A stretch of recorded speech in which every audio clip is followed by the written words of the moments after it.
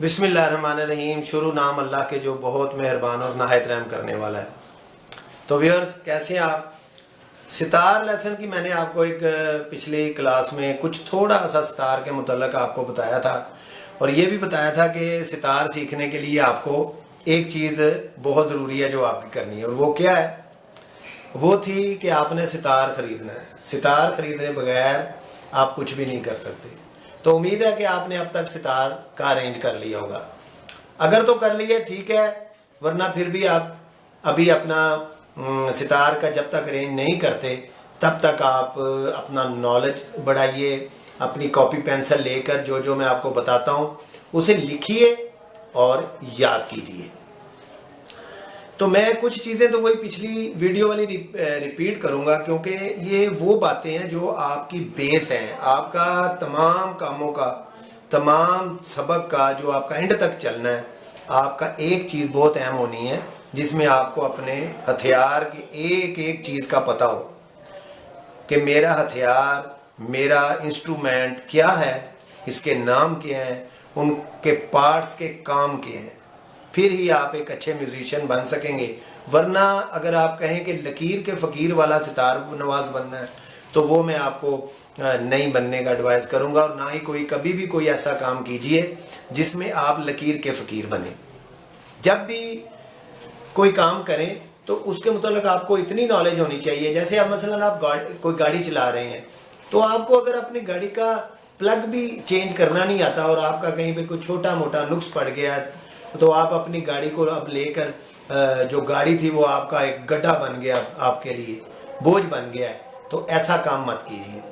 अपनी गाड़ी, अपने इंस्ट्रूमेंट के मुतल्लक इतना नॉलेज रखिए कि आप छोटे मोटे नुक्स तो कम अज़ कम खुद कर सकिए, वरना कम अज़ कम आप एक अच्छे ड्राइवर ज़रूर बन जाएंगे।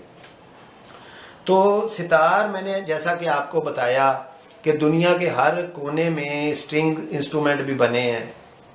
तो जिस एरिया में स्ट्रिंग इंस्ट्रूमेंट बना है वहाँ पे उसका नाम कुछ और होगा, दूसरे एरिया में जहाँ पे स्ट्रिंग इंस्ट्रूमेंट बने उनका नाम कुछ और बना होगा।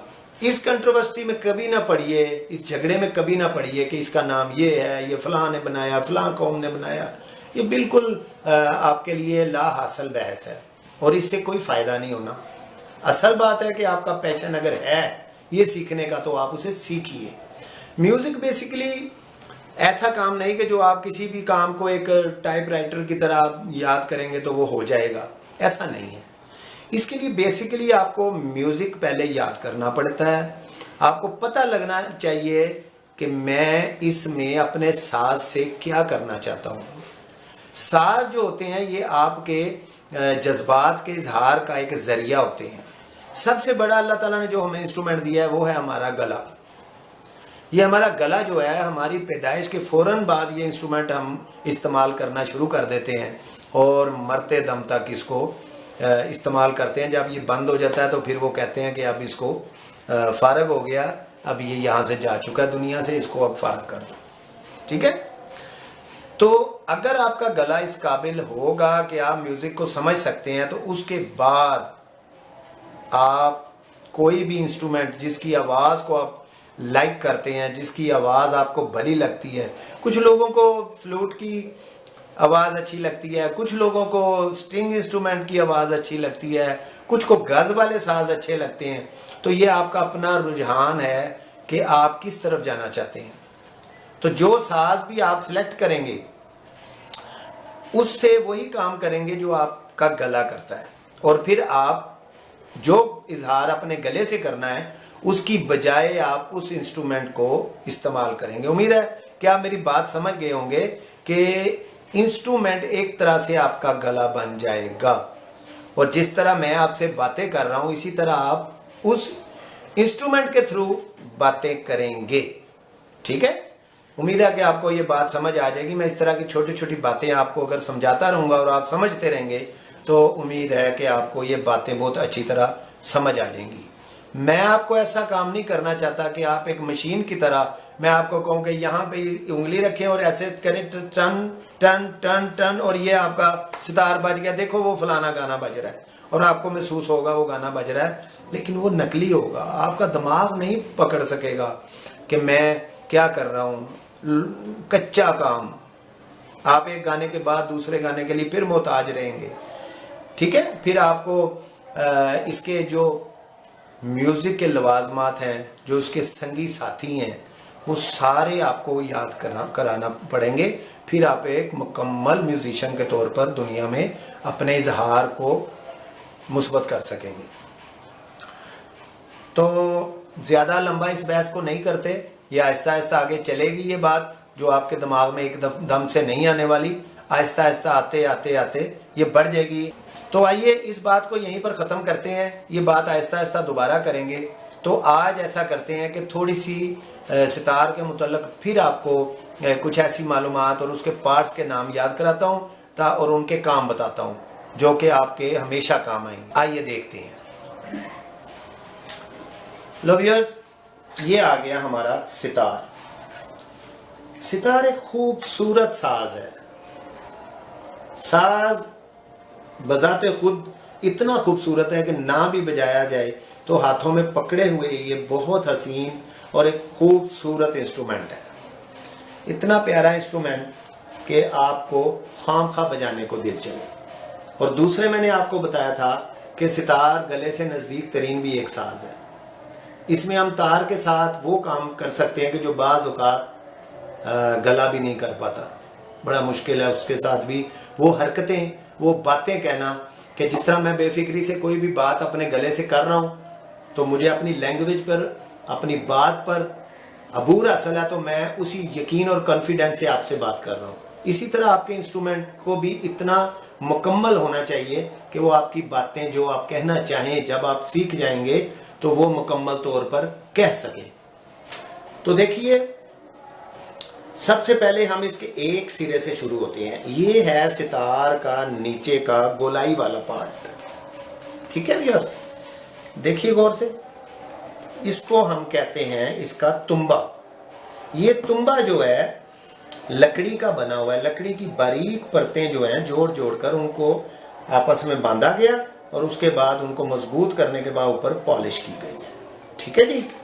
पुराने ज़माने में जैसा कि मैंने पिछली वीडियो में भी बताया कि ये पंपकिन से भी बनता था, लेकिन पंपकिन जो है वो आजकल थोड़ा महंगा भी बनता है और दूसरे ये कि वो थोड़ा नाजुक होता है।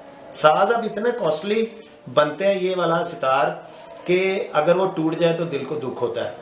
तो उस पंपकिन की बजाय अब ये इसके साथ बनाया जाता है लकड़ी से, कि खुदा ना खास्ता अगर कोई थोड़ी बहुत चोट लगे तो ये बर्दाश्त कर ले, ठीक है।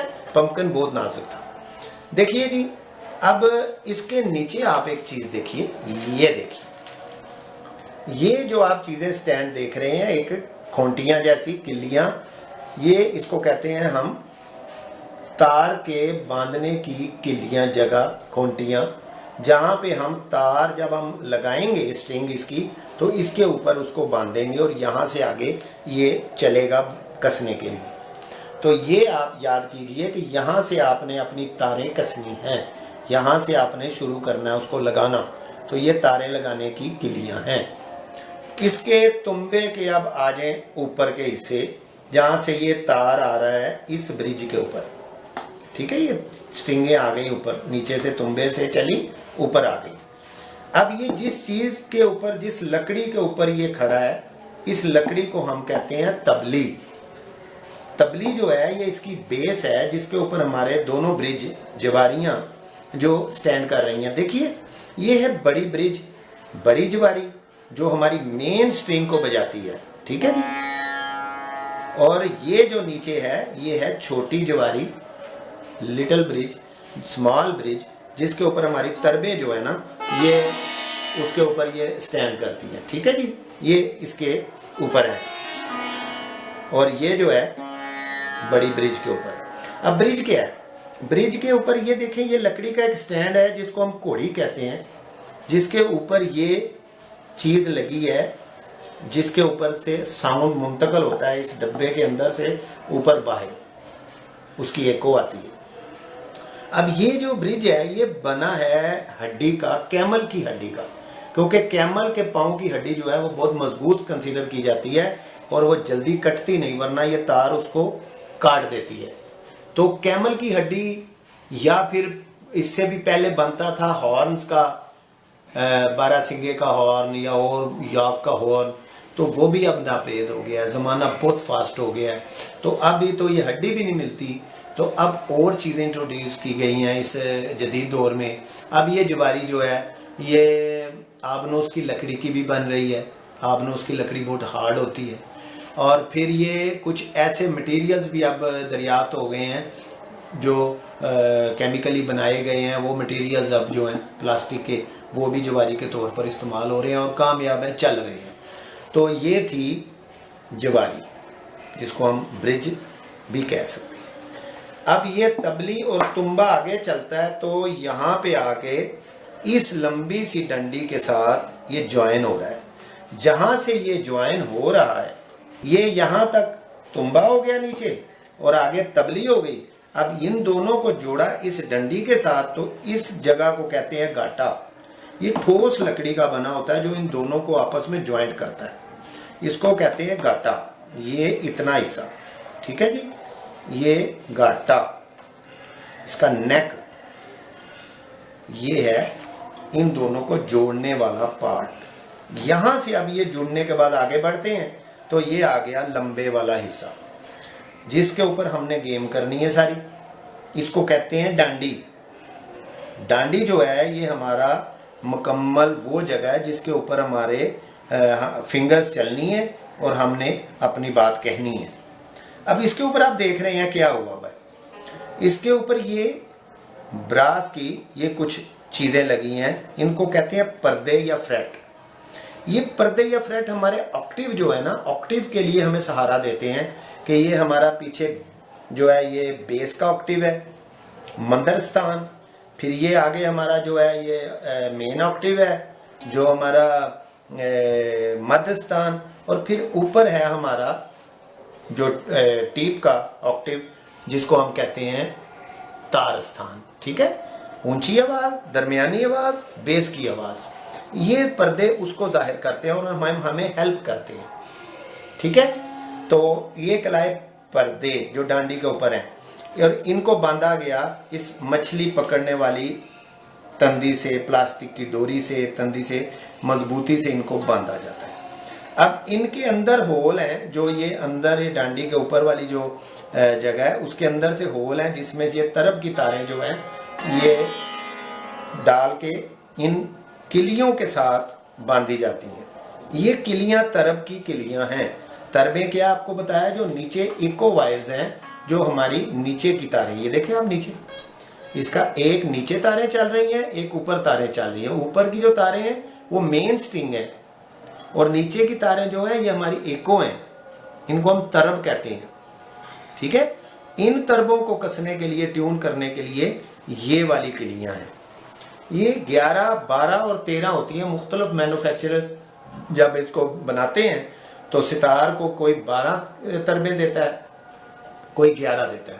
तो इसकी गालबन 11 तारा, 1, 2, 3, 4, 5, 6, 7, 8, 9, 10 और 11।